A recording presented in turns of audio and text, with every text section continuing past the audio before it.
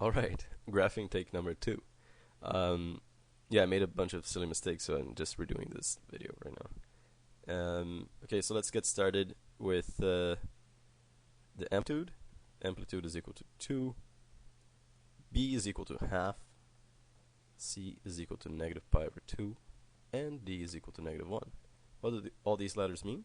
Well, if we had this graph in the form y equals a sine b x minus c plus d, that's what we would get, of course.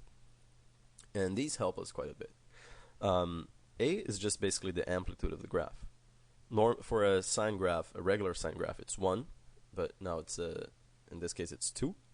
B is going to tell us the period, because the period of any graph of sine or cosine is always going to be 2 pi over the absolute value of b. In this case, b is half, meaning that we're going to have the period being 4 pi. Does that make sense? 2 pi divided by half is the same thing as 2 pi multiplied by 2 over 1. 2 pi times 2 over 1 is just 4 pi over 1, which is just 4 pi. Whew. Hopefully that made sense. Okay, good. Now, the phase shift, C, is negative pi over 2. And because we always have to switch the signal of this guy here, we have plus pi over 2, so it becomes negative pi over 2. And that just means that the graph is shifted over to the right by pi over 2, or, sorry, the left. Shifted over to the left by pi over 2. In order to shift to the right, this guy would have to be negative. Sorry about that. Then finally we have the displacement of negative 1. Just meaning that the center, the horizontal, rather the vertical center, well, I'm making lots of mistakes today. The vertical center of the graph is going to be at negative 1 right here. So that's what the displacement means. Normally, of course, it would be on the x-axis. Okay, so let's get started. I'm going to make each horizontal tick here just pi over 2. So in this case, we're going to just coincide that the center of the graph is going to, or rather the beginning of the graph is going to be right here. Since it's a sine graph, we start right at the middle, right there. And with the amplitude is 2, the maximum of the graph is going to go 1, 2. So the maximum is going to be here. And the minimum is going to be 2 below.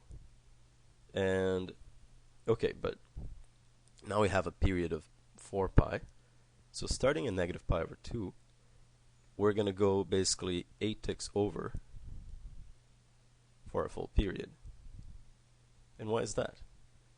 Well, because if each tick is pi over 2, 4 pi divided by pi over 2 is equivalent to